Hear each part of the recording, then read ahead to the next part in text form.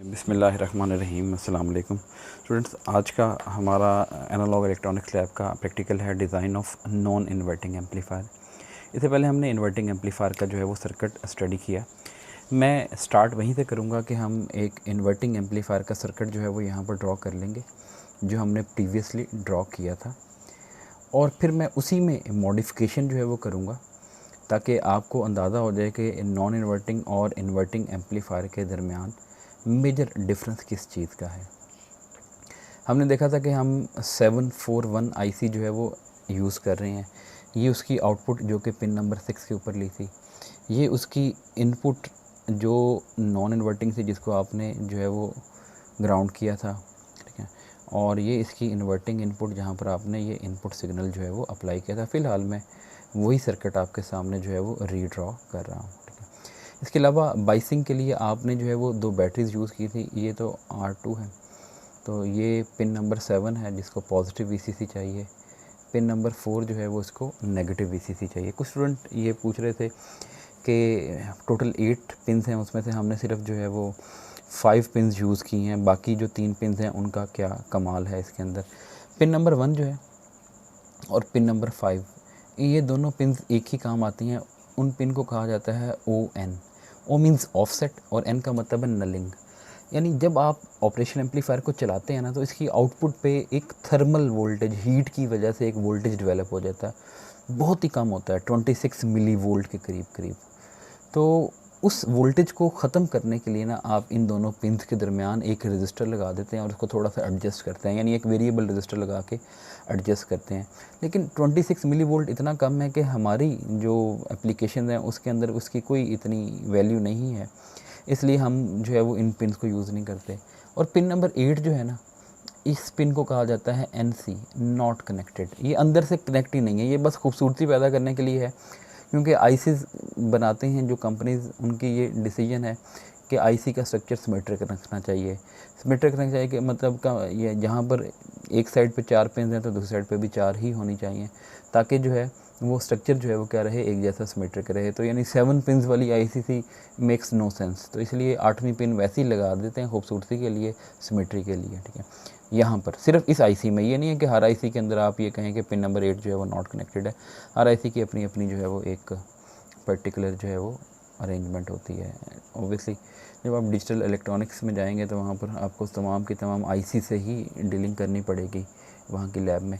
तो अब आप देखें, यहाँ पर आपने ये 9 वोल्ट की रेजिस्टेंस लगाई थी, ये 2 रजिस्टर बराबर के लगाए थे। इन दोनों रजिस्टर के दरमियान वाले पॉइंट को आपने ग्राउंड कर दिया था। ये पॉइंट को B कहा था, ये पॉइंट हमारा A। तो वोल्टेज 2 बराबर हिस्सों में तकसीम हो गया था, 0 से ऊपर वाला पॉजिटिव, 0 से नीचे वाला नेगेटिव।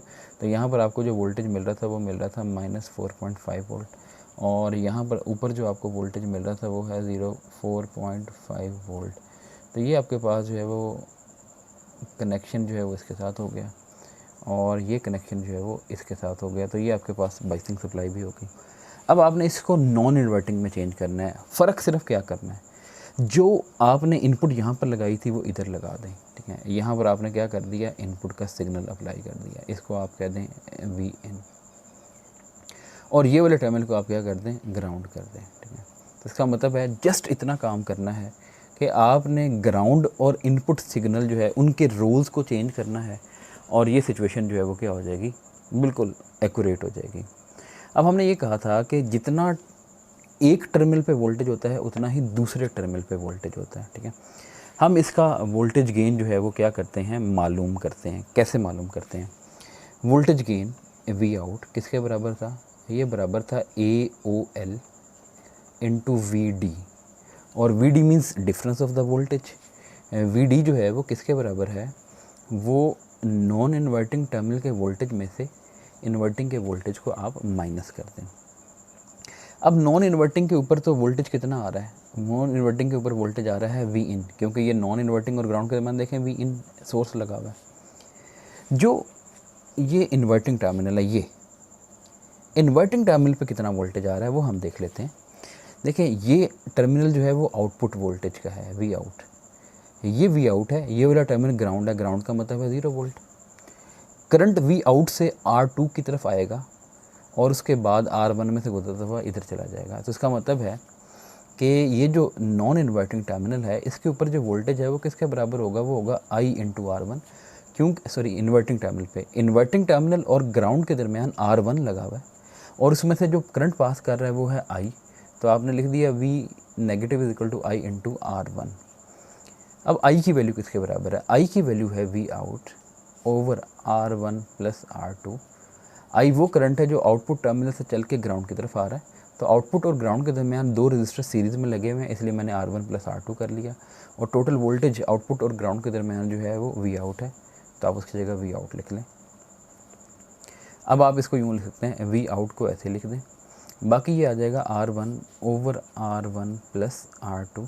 ये जो R1 over R1 plus R2 है इसको B कहा जाता है। B का मतलब होता है फीडबैक फैक्टर, क्योंकि एक्चुअली में तो आउटपुट वोल्टेज फीडबैक ही हो रहा है ना इनपुट पे, तो इसको फीडबैक फैक्टर कह लें। और याद रख लें कि जो फीडबैक फैक्टर है B वो किसके बराबर है, वो है R1 over R1 plus R2।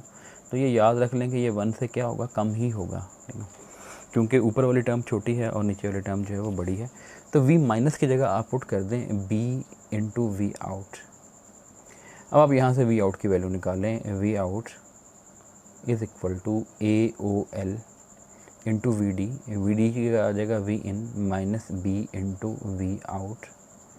अब आप जो है वो मल्टीप्लिकेशन करें, ये आ जाएगा AOL into V in minus AOL into B into V out, यहाँ पर भी आ जाएगा V आउट। ये वाली जो V आउट वाली टर्म इधर आके ऐड हो जाएगी, तो ये बनेगा V out into 1 plus AOLB, यानी V आउट कॉमन ले लिया इसमें से और ये वाली टर्म जब इधर आएगी उसमें से, तो ये आंसर आ जाएगा AOL इंटू V इन इधर आ जाएगा, तो ये बनेगा V आउट ओवर V इन। तो आप इसको कह दें कि ये क्लोज्ड लूप गेन है, कौन सी कन्फिग्रेशन का, नॉन इन्वर्टिंग का, इसलिए मैं NI लिख रहा हूँ, नॉन इन्वर्टिंग कन्फिग्रेशन। और ये किसके बराबर आएगा, ये आएगा AOL ओवर 1 प्लस AOLB। ये V इन को इधर आके डिवाइड कर दें, V आउट ओवर V इन, और ये इधर आ जाएगा, ठीक है। अब हमने कहा था AOL तो बहुत ज़्यादा है, तो जब AOL बहुत ज़्यादा है, 10⁵ की रेंज में था, तो AOL को B से मल्टीप्लाई करेंगे, वो भी 1 के मुकाबले में बहुत ज़्यादा रहेगा। और अगर AOL B 1 के मुकाबले में बहुत ज़्यादा रहे तो 1 को निगलेक्ट किया जा सकता है। तो ये आपके पास जो क्लोज लूप गेन है नॉन इन्वर्टिंग कॉन्फ़िगरेशन का, वो आ जाएगा AOL ओवर AOLB। तो AOL से कैंसिल हो जाएगा, जस्ट आंसर आएगा 1 ओवर B। B की वैल्यू ये है, ज़रा इसका रेसिप्रोकल कर लें, 1 ओवर B कर लें, तो ये आ जाएगा R1 plus R2 over R1। R1 को R1 से डिवाइड किया, 1 आ गया। R2 को R1 से डिवाइड कर देंगे तो ये आ जाएगा R2 ओवर R1। तो 1 ओवर B की जगह आ जाएगा 1 प्लस R2 ओवर R1। तो इसका मतलब है कि नॉन इन्वर्टिंग कॉन्फ़िगरेशन में जो सर्किट होता है उसका जो गेन होता है वो किसके बराबर होता है, 1 प्लस R2 ओवर R1। अब जब आपको ये प्रैक्टिकल आएगा तो उस प्रैक्टिकल के साथ जो है वो क्या आएंगी, स्पेसिफिकेशन आएंगी। सेम वो जो स्पेसिफिकेशन है वो हम वही रख लेते हैं, बस ये स्पेसिफिकेशन जो है वो मैं थोड़ी सी चेंज कर रहा हूँ कि क्लोज लूप गेन फ़र्ज़ कर लें हमें 11 कहा जाता है लिखना है, फ्रिक्वेंसी वही 1 kHz ही मैं अज्यूम कर रहा हूँ। VCC प्लस 4.5 और माइनस VCC जो है वो क्या होता है, माइनस 4.5 वोल्ट हम ले लेते हैं अपनी आसानी के लिए, क्योंकि 9 वोल्ट वाली बैटरी हमारे पास थी। सबसे पहले तो आपको ये जो गेन है ये किसके बराबर दिया है, 11 के। ये 1 इधर आके माइनस हो जाएगा, तो आंसर आएगा R2 over R1 is equal to क्या आ जाएगा, 10। तो 11 मैंने इसी ले लिया कि ये 1 इधर आके माइनस होगा तो 10 आ जाएगा। तो वो एक ज़रा सिमेट्रिक वैल्यू आ जाती है कि हमारे पास जो है वो R1 की वैल्यू अगर 1 किलो हम चूज़ कर लें तो R2 कितनी आपको लेनी पड़ेगी, 10 किलो हम लेनी पड़ेगी, ठीक है। जस्ट इतना सा काम है, ये R की वैल्यू इसी तरह से चूज़ करनी है, यानी R is equal to V square over P, और V की वैल्यू थी 4.5, तो 4.5 का स्क्वायर कर लें। लेबॉर्ट्री में क्वार्टर वॉट वाले रजिस्टर मौजूद हैं, तो यहाँ से आ जाएगा 90 ओम।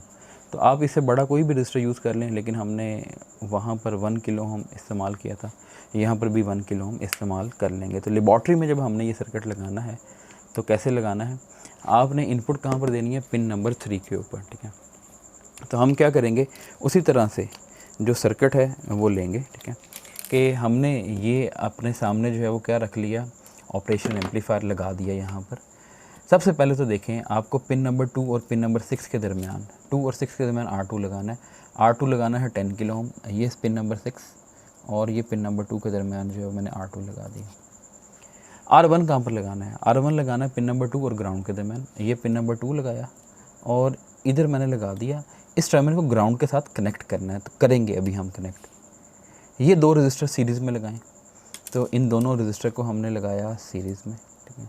ये एक टर्मिनल सबसे ऊपर लग गया, दूसरा यहाँ दरमियान में लग गया, ये दूसरा रजिस्टर इसके साथ अटैच करके ये ग्राउंड कर दिया।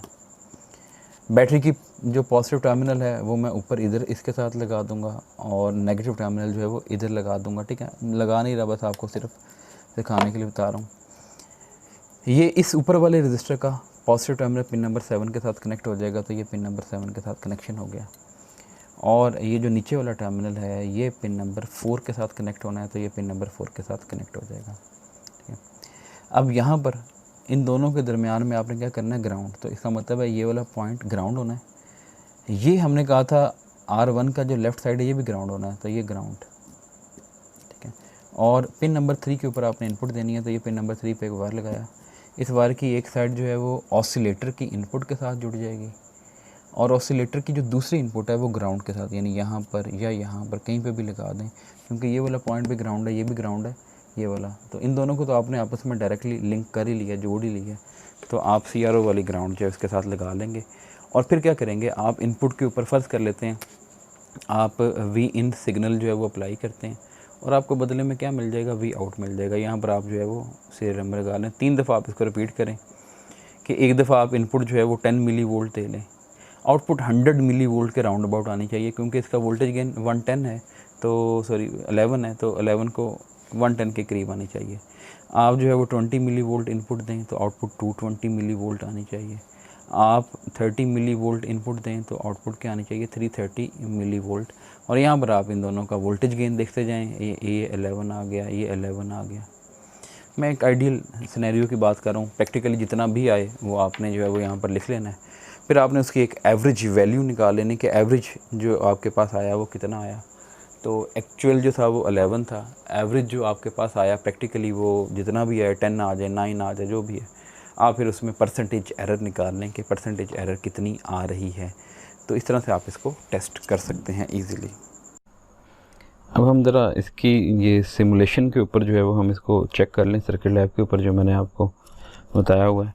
तो इस पे हम ट्राई करते हैं कि इसको सिमुलेट करके हम देख लें। तो मैं यहाँ पर ऑपरेशन एम्पलीफायर जो है वो ले लेता हूँ। ये ऑपरेशन एम्पलीफायर जो है वो लगा दिया और पहले मैं इन्वर्टिंग एम्पलीफायर जो है वो टेस्ट कर लेता हूँ और फिर नॉन इन्वर्टिंग को भी टेस्ट कर लेते हैं, क्योंकि हमने ये दोनों ही टेस्ट नहीं किए। तो देखें, इन्वर्टिंग एम्पलीफायर में हमने क्या करना था, ये नॉन इन्वर्टिंग टर्मिनल ग्राउंड करना था, ये इन्वर्टिंग टर्मिनल के ऊपर हमने रजिस्टर जो है वो अटैच करना था। तो ये मैं 1 किलो ओम का रजिस्टर अटैच कर देता हूँ।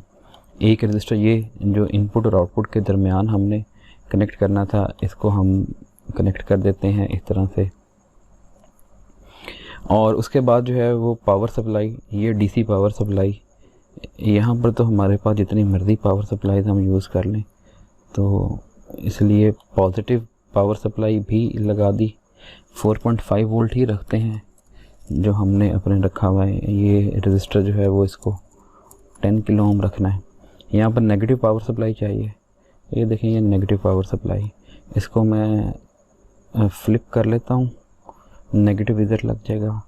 पॉजिटिव पॉइंट को ग्राउंड कर दें, यहाँ पर ग्राउंड पहले से ही मौजूद है 4.5, ठीक है। अब मैं AC सोर्स अप्लाई करता हूँ। देखें, ये मैंने AC वोल्टेज सोर्स अप्लाई किया। इस AC सोर्स का दूसरा हिस्सा ग्राउंड कर दें। AC सोर्स हम देंगे 1 मिली वोल्ट, तो 1 मिली वोल्ट को वोल्ट में लिख दिया, 0.00 वोल्ट आ गया, 001। ये इनपुट लेबल कर दें और ये आउटपुट नोड जो है वो लेबल कर दें, ये आ जाएगा आउटपुट नोड। अब हम इसको सिमुलेट कर लेते हैं। टाइम डोमेन सिमुलेशन में जाएं, ये पहले ही हुए हुए हैं। ऐड एक्सप्रेशन करें इनपुट का, ये एक्सप्रेशन, ये वोल्टेज सिर्फ हमने देखना है, ये आउटपुट का एक्सप्रेशन, इसमें भी वोल्टेज देखना है, करंट वाले एक्सप्रेशन ख़त्म कर दें, सिमुलेट करें। अब देखें ये इनपुट कितने मिली वोल्ट है, ये 1 मिली वोल्ट है, आउटपुट कितनी आ रही है, -10 मिली वोल्ट आ रही है। और देखें इनपुट और आउटपुट के दरमियान 180 का फेस शिफ्ट आ रहा है। ये देखें ये आउटपुट की पीक वैल्यू 10 मिली वोल्ट, तो हमने वोल्टेज गेन भी 10 रखा था, अब आ भी 10 रहा है कि आउटपुट 10 आ रही है, इनपुट जो है वो 1 मिली वोल्ट हमने दी है। इनपुट को चेंज कर लेते हैं, ऐसा करते हैं 0.002 कर लेते हैं, यानी 2 मिली वोल्ट कर लेते हैं।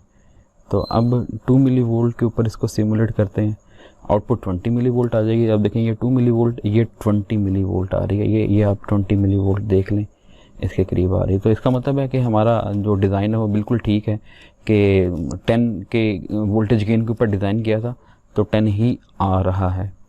दूसरा, हमने नॉन इन्वर्टिंग जो है वो एम्पलीफायर करना है, इसको फ़िलहाल मैं यहाँ से उठा रहा हूँ। नॉन इन्वर्टिंग में आप जानते हैं कि हमने यहाँ से ये उठा लेना है और इसको यहाँ पर लगाना है, इधर लगा दिया, ये ग्राउंड कर दिया, ये वाला पॉइंट भी ग्राउंड करना था, ये हमारा इनपुट आ गया, ठीक है। बाकी ये है 0.001 कर लेते हैं, यानी 1 मिली वोल्ट इनपुट दे रहा हूँ।